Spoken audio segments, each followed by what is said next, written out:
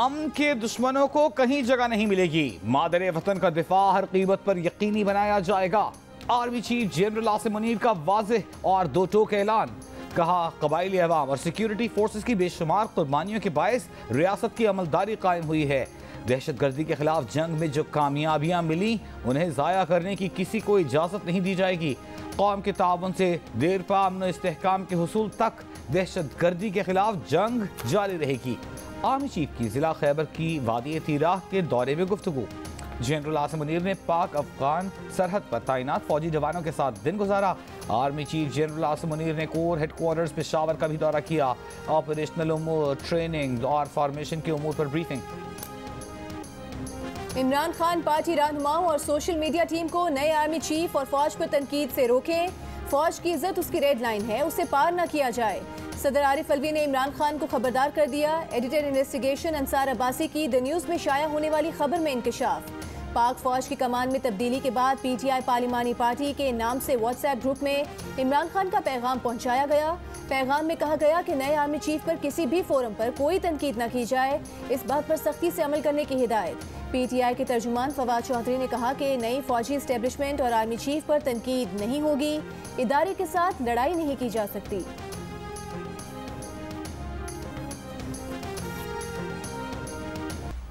Supreme court ने सहाफ़ी के कत्ल पर अज खुद नोटिस ले लिया। सुप्रीम कोर्ट के हुक्म पर अरशद शरीफ के कत्ल की एफआईआर इस्लामाबाद के थाना रमना में दर्ज। एफआईआर में वक़ार अहमद, खुर्रम अहमद और तारिक वसी नामजद। सुप्रीम कोर्ट ने अरशद शरीफ की मेडिकल रिपोर्ट को गैर तसल्ली बख्श करार दे दिया। दौरान समा चीफ जस्टिस ने सवाल किया कि फैक्ट फाइंडिंग कमीशन की रिपोर्ट अब तक सुप्रीम कोर्ट को क्यों नहीं मिली? ये क्या हो रहा है? रिपोर्ट क्यों नहीं आ रही? क्या वजीर दाखिला ने रिपोर्ट तब्दील करनी है? क्या वजीर दाखिला को बुला लें? कहाँ है वजीर दाखिला? एडिशनल अटॉर्नी जनरल ने कहा, कल फैक्ट फाइंडिंग कमेटी की रिपोर्ट पेश कर देंगे। अदालत ने कहा, आज ही रिपोर्ट जमा करा दें। आज खुद नोटिस केस की समाअत में अदालत ने कहा कि जब एफआईआर ही दर्ज नहीं हुई तो पाकिस्तान में क्या तहकीकात होंगी। चीफ जस्टिस ने रिमार्क्स दिए कि कत्ल से मुतालिक अवाम को बहुत खदशात हैं। अरशद शरीफ कत्ल के तमाम हक़ायक़ को सामने लाना होगा।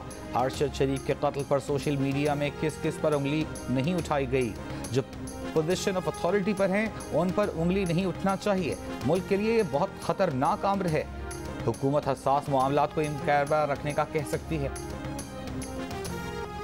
वज़ीर आज़म शहबाज शरीफ और वज़ीर आज़म आज़ाद कश्मीर सरदार तनवीर इलियास के दरमियान तकरार आज भी गूंजती रही। इस्लामाबाद के तरक्याती इदारे की जानिब से बिल्डिंग कवानीन की खिलाफ वर्जी पर सील किया गया। वज़ीर आज़म आज़ाद कश्मीर का शॉपिंग मॉल डी सील कर दिया गया। मॉल सील करने पर ताजिरों ने जिना एवेन्यू ब्लॉक कर दी थी।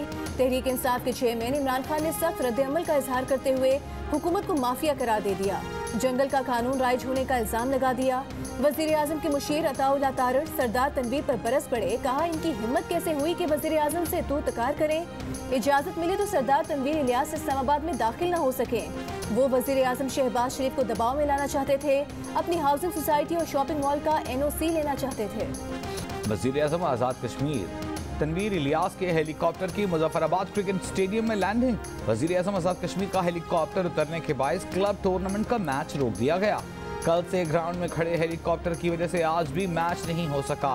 खिलाड़ियों का कहना है कि टीमों ने 50,000 रुपए फी मैच फीस जमा करवा कर ग्राउंड हासिल कर रखा है। कमिश्नर मुजफ्फराबाद का कहना है कि वज़ीर आज़म आज़ाद कश्मीर को देर हो रही थी, इसी वजह से हेलीकॉप्टर स्टेडियम में उतारा गया। 24 घंटे बाद स्टेडियम से हेलीकॉप्टर हटा दिया गया।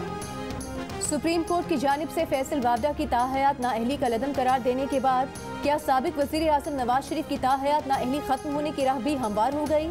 माहिर कानून इरफान कादिर कहते हैं, फैसल वावडा के केस में सुप्रीम कोर्ट के फैसले के बाद नवाज शरीफ के लिए कानूनी रुकावटें दूर हो गईं। अब ये फैसला नवाज शरीफ ने करना है कि वतन का वापस आना है।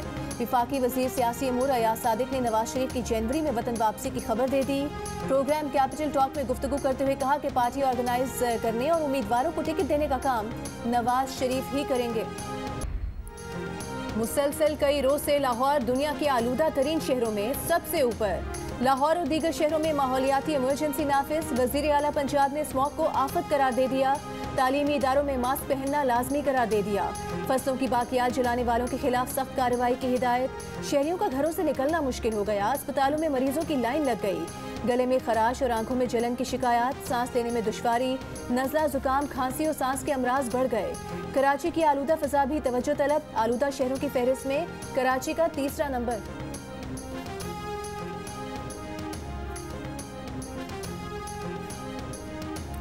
हामिला खवातीन के लिए स्मॉग इंतहाई खतरनाक है। गायनोकोलॉजिस्ट ने खबरदार कर दिया। तिब्बी माहिरीन का कहना है कि ऑक्सीजन की कमी से आने वाले बच्चे की जिंदगी के लिए खतरनाक हो सकती है। दिमाग को नुकसान पहुंच सकता है। बच्चा मौत के मुंह में भी जा सकता है। वज़ीर आज़म शहबाज शरीफ से सरबराह PDM मौलाना फजल रहमान की मुलाकात। मुल्क की सियासी सूरत हाल पर बातचीत की गई। वज़ीर आला सिंध मुराद अली शाह की भी वज़ीर आज़म से मुलाकात। सिंध के सैलाब से मुतासरा इलाकों में बहाली के अमूर पर तबादले ख्याल। अवामी तरक्की के लिए विफाकी और सिंध हुकूमत के दरमियान राबतों को मजीद मजबूत बनाने पर इत्तफाक किया गया। चेयरमैन PTI इमरान खान ने कहा है कि NRO 1 इस कौम को बहुत महंगा पड़ा। 2 खानदानों की लूट मार ने 10 साल में मुल्क का कर्ज 4 गुना बढ़ा दिया। NRO 2 उससे भी ज्यादा शर्मनाक है। 1100 अरब रुपए की करप्शन केसेस खत्म कर दिए गए। यूट्यूबर्स, सोशल मीडिया इन्फ्लुएंसर से मुलाकात में इमरान खान ने कहा कि इन 8 माह में चादर और 4 दीवारी की हुर्मत को पामाल किया गया। मेहनत से तरक्की की राह पर डाली गई मईशत को तबाही के पाताल में उतार दिया गया।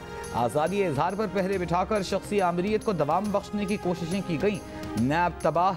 मुजरिमों के लिए रियासत में NRO 2 के जरिए आम मुआफ़ी का ऐलान किया। कौम की हकीकी आज़ादी के लिए खड़े हैं, समझौता नहीं करेंगे।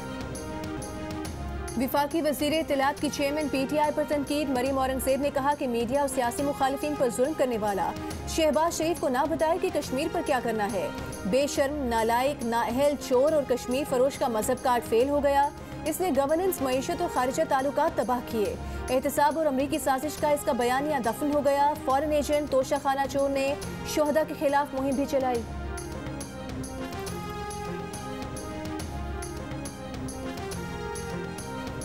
वफाकी वजीर शेरी रहमान ने कहा है कौम में भारी कीमत NRO की वजह से नहीं, साबिक नाअहल और नालायक हुकूमत की वजह से चुकाई। इमरान खान ने 4 साल में तारीखी कर्जे लिए। इमरान खान ने KP में एहतसाब अदालत पर ताला लगाया। मुल्क पर दिन की रोशनी में डाका तो इमरान खान ने डाला। इमरान खान खुद करप्ट इक़दाम की वजह से नाअहल हुए। इमरान खान ऐसा निज़ाम चाहते हैं जिसमें उनके सिवा सब जवाबदेह हों।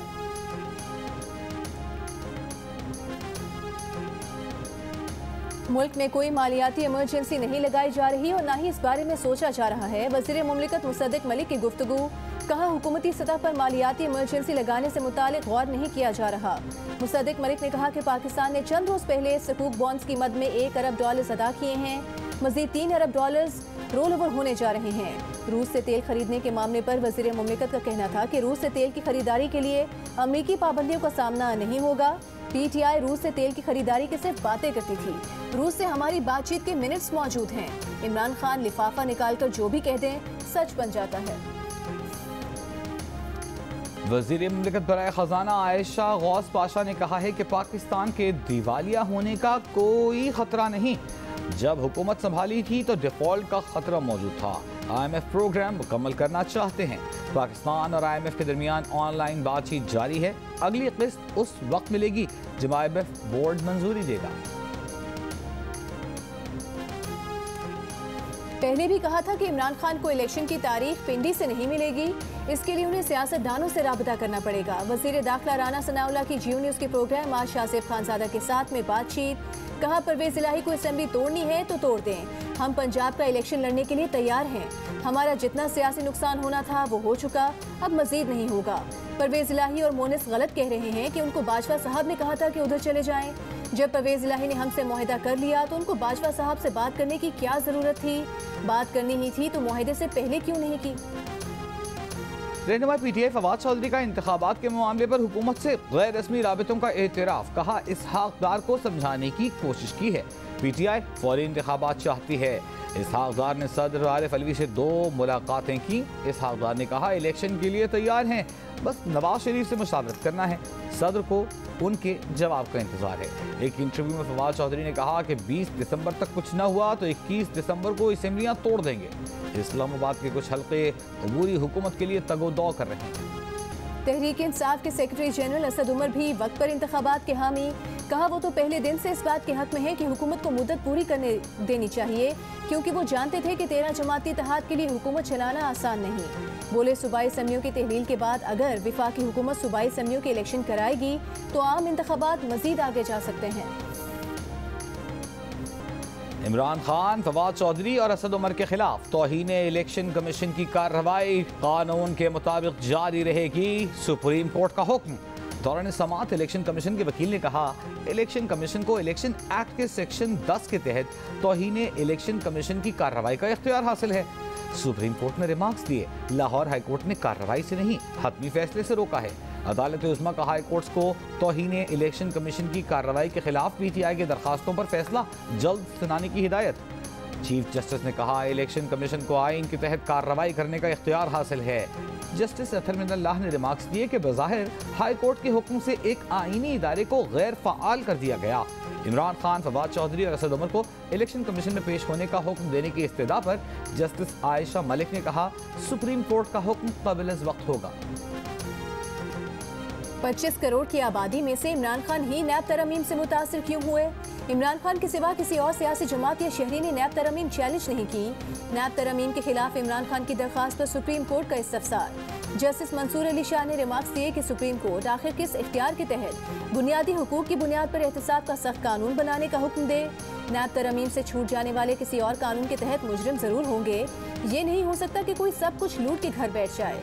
मुमकिन है नैब के अलावा जो कानून करप्शन पर लागू होता है वो कमजोर हो। समाअत कल तक मुलतवी। फैसलाबाद की पैराडाइज कॉलोनी में 16 साला घरेलू मुलाजमा की मौत।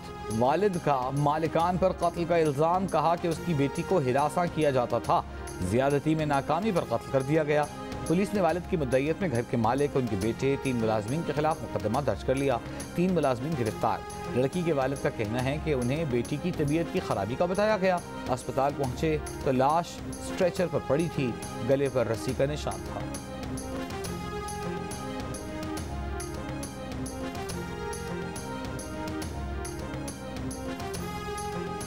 कराची के इलाके बल्दिया टाउन में खातून से बैग लूटने की वारदात। पुलिस के मुताबिक खातून के बैग में 11 रोज की बच्ची मौजूद थी।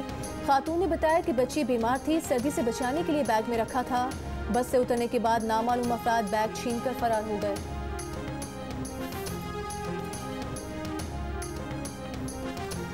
अरशद शरीफ के कत्ल का वाक़या इंतहाई अफसोसनाक है। अरशद शरीफ के कत्ल के वाक़े पर केन्या के सदर से बात की है और चीफ जस्टिस सुप्रीम कोर्ट को जुडिशल कमीशन के क़याम के लिए ख़त भी लिखा। वज़ीर आज़म शहबाज शरीफ का जर्नलिस्ट सेफ्टी फोरम की तकरीब से खिताब। कहा कि आज़ादी इज़हार राय हर मुआशरे के लिए अहम है। सहाफ़ियों के हुकूक़ के लिए हुकूमत इक़दामात कर रही है। तहरीक इंसाफ के रहनुमा फवाद चौधरी ने सुप्रीम कोर्ट के असखुद नोटिस को खुशाइन करार दे दिया। कहा कि सुप्रीम कोर्ट और जजेस की इज्जत इसी में है कि वो आइन की हाकमियत के लिए खड़े हों।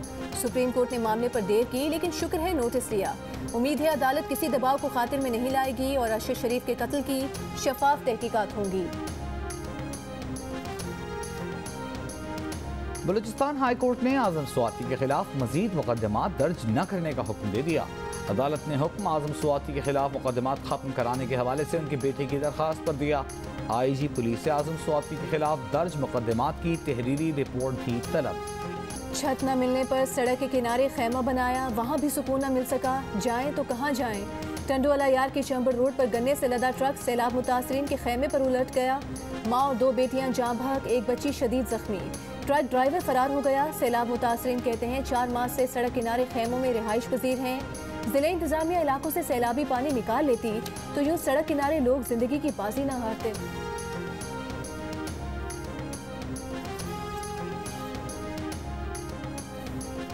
बारिशें ख़त्म हुई है, कोई सफाई का निज़ाम नहीं है, कोई अमलदार नहीं आया, कोई शहर का जो ऑफिसर है वो नहीं आया।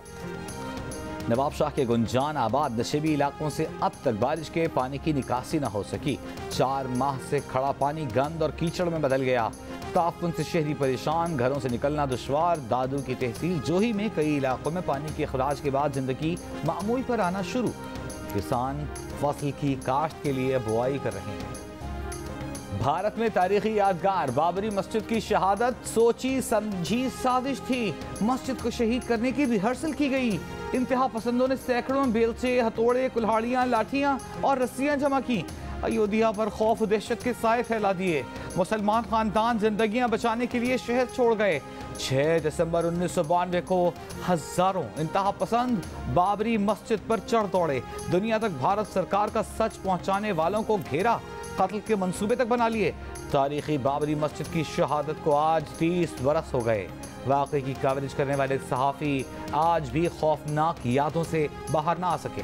जब सूरज की किरणें पिच पे पड़ती हैं तेज़, तो पिच जो है वो सूखती है। जब वो सूखती है तो फिर वो टूटती है, और जब वो पिच टूटती है तो उसके बाद फिर बैट्समैन का और बॉलर्स का जो है वो इम्तिहान शुरू हो जाता है और टेस्ट मैच की खूबसूरती नज़र आती है। तो सूरज इतना तेज़ नहीं है, धूप इतनी तेज़ नहीं है जो विकेट्स को जो है वो बहुत ज़्यादा सपोर्ट कर सके। मुल्तान की विकेट कैसी होगी? क्या पिंडी के जैसी होगी? दूसरे टेस्ट के लिए विकेट की तैयारी पर खुसूसी तवज्जो। मुल्तान में धुंध भी खेल पर असरअंदाज होगी। हर रोज पहले सेशन का खेल ताखीर का शिकार हो सकता है, बल्कि धूप ना निकलने से भी विकेट के बेजान रहने का इम्कान बढ़ जाता है। ग्राउंड स्टाफ का कहना है पूरी कोशिश करेंगे कि ऐसी विकेट बनाएं जो आवाम की मैच में दिलचस्पी बरकरार रखे। और फन कव्वाली के शहंशाह अजीज मियाँ को मद्दाहों से बिछड़े 22 बरस बीत गए। अजीज मियाँ की सेहरंगेज कव्वालियों से आज भी वजदारी हो जाता है।